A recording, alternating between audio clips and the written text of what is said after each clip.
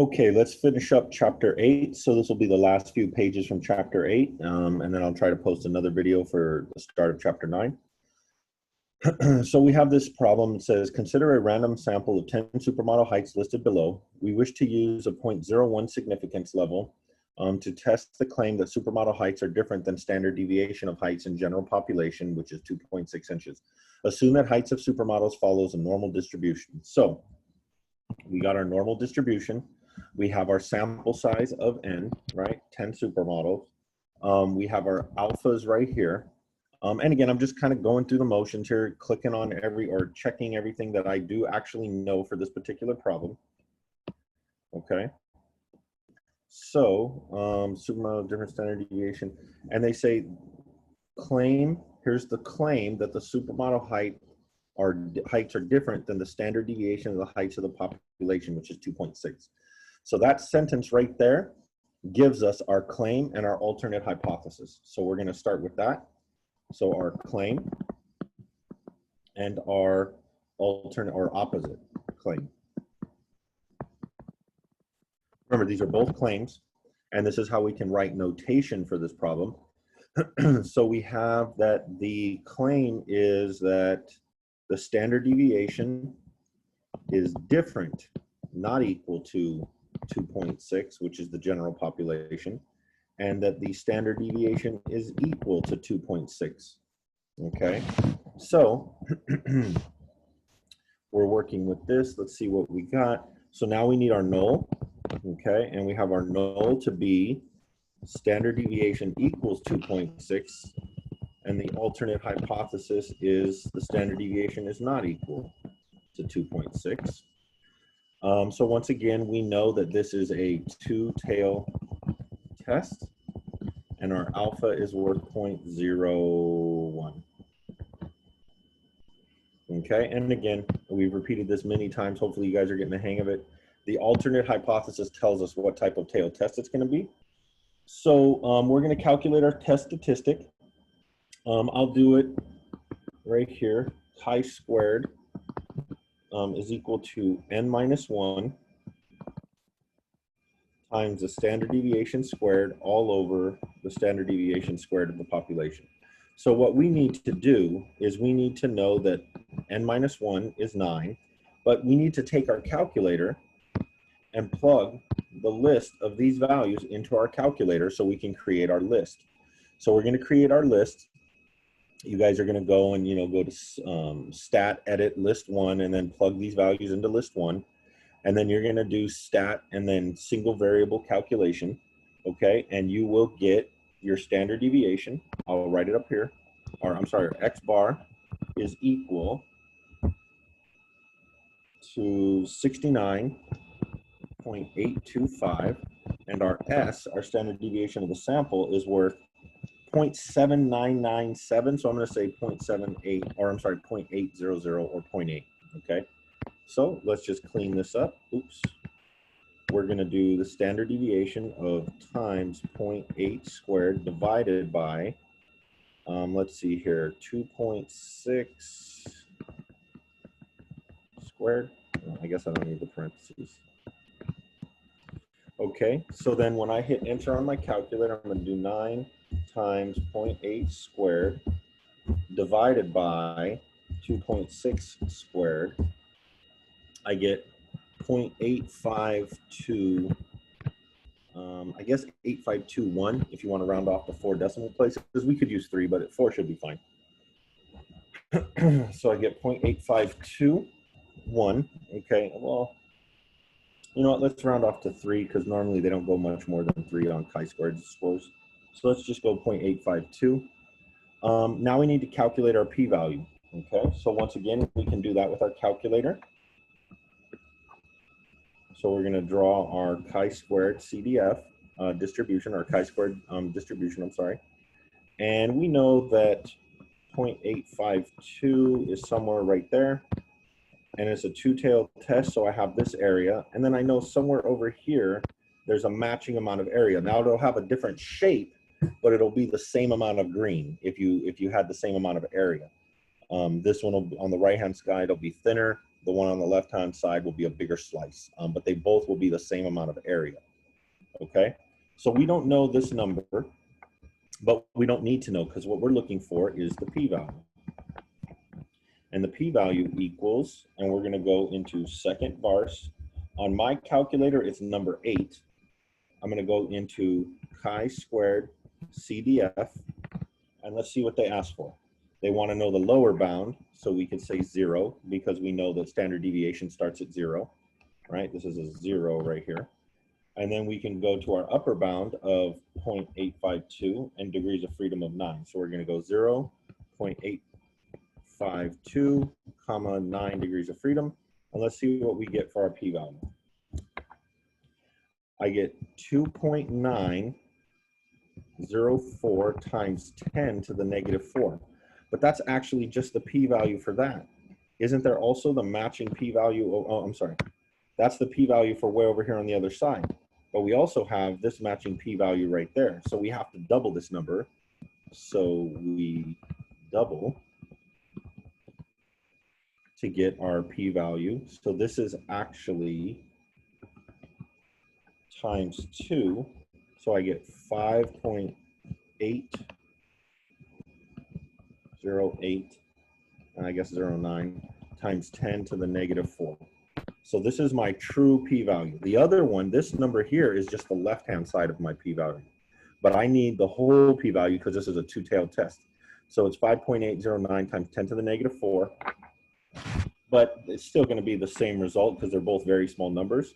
So we say, since our p-value, 5.809 times 10 to the negative 4, is less than our alpha equals 0.01, we reject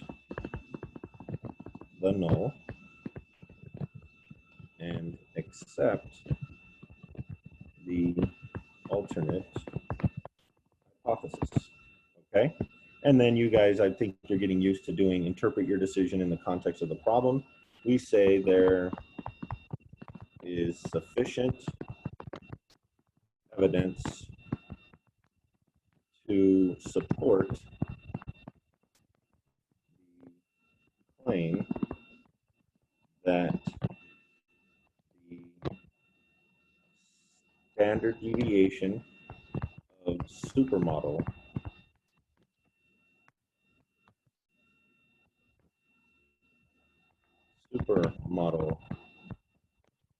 heights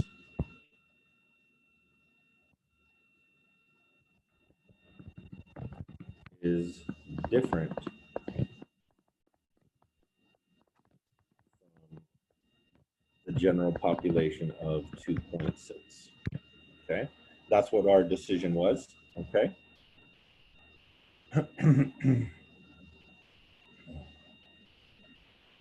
So now we're also going to use a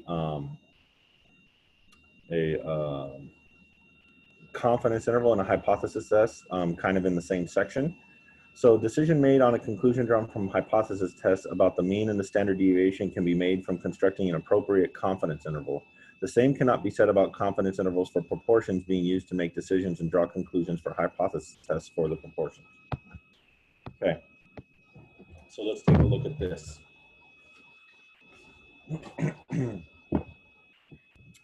So it says a past study claims that adults Americans spend too much time on average of 18, or Americans spend an average of 18 hours a week on leisure activities. A researcher wanted to test this claim. She took a random sample of 10 adults and asked them about the time they spend per week on leisure activities. Their responses in hours as follows. So we've already done this problem, okay? But now we're going to assume the time. Now we're going to see, let me see this one. Assume the time spent on leisure activities by all students are normally distributed. Use the sample of information to construct a confidence interval. The confidence interval is different than a hypothesis test, but oftentimes they will lead to similar conclusions. The hypothesis test had an alpha of 0.10 to test whether the amount of time spent on leisure is different than what has been claimed. So here's kind of the thing we're going to deal with here. So assume time spent on leisure activities by adults is normally distributed. Use this sample information to construct a confidence interval. So we're going to construct a confidence interval for this problem. So you guys remember how to do a confidence interval, okay? Confidence interval, okay? For T was, we could use, we could use our calculator. We could use T interval. That was the easier way that I showed you guys. So we could do a T interval, and then let's build our confidence interval. So we're going to have to plug this into our calculator. So let's go into stat and edit, and let's plug this in. 14, 25, 22, 38, 16, 26, 19, 23, 41, 33. So we have 1, 2, 3, 4, 5, 6, 7, 8, 9, 10. So I think we're good. So now I'm going to go into stat, test, and then we're going to do T interval. On my calculator, it's number 8. And this time we're going to use data because we just plugged it in. And our confidence level is what? It was 10%. So we're going to say 90%, 0.9. Okay, so I get, let's go into my interval would be 20.458 and 30.942. Okay, so now it says assume that the time spent on leisure activities by all adults are normally distributed. So we got this, we're doing good. Use this sample information to construct a confidence interval, okay, to test whether the amount of time spent on leisure is different than what has been claimed. Okay, so the claim was what? The null was that mu was equal to 18, and the alternate was that mu is not equal to 18. Okay, so here's the thing. We're trying to see if 18 is in there or not, okay? So if 18 is in there, then we cannot reject the null, okay? But if 18 is outside of this interval, then we can reject the null, okay? So let's see here. If we had a number line, right, and we had 20.458, and then over here is 30.942, so we know that somewhere in here is the true mean. We're not exactly sure what it is, but the true mean is somewhere in between 20 and 30, about 31. The null is about 18, or the null is 18. Well, that's over here somewhere. So here's 18, okay? It is not in this region right here. It's not inside the interval. So that means that we can reject the null. 18 is outside, so we reject the null. So since 18 is not in our interval, we reject the claim that, or where we could say, you know what, let's say it this way. This might be a little bit better. We reject the leisure time equaling 18. So we could say we are 90% confident that the true mean of leisure time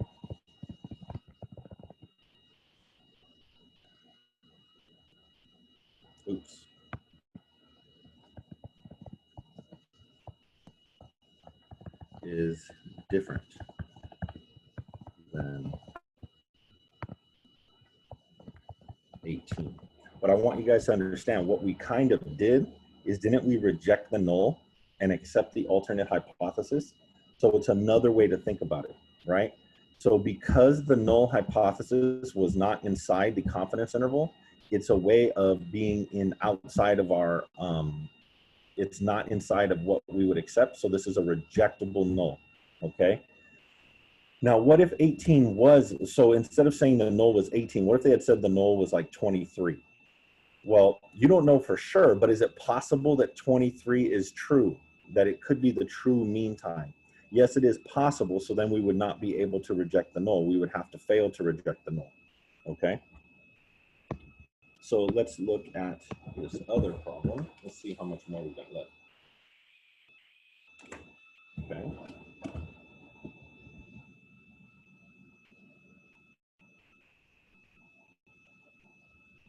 Okay. So this one, I think we already did something very similar to this. So I think I'm gonna have to write this one up differently because I think there's an error in it. I'm gonna have to double check it for you guys. So I'm gonna go ahead and write this one up separately on a different problem. I don't believe we did this one already. So I'd like you guys to go over these two, okay? And this should be the end of chapter 8, okay? And then I will have another video on chapter 9, and we're gonna go over more confidence interval information, okay? That'll do it for this quick video.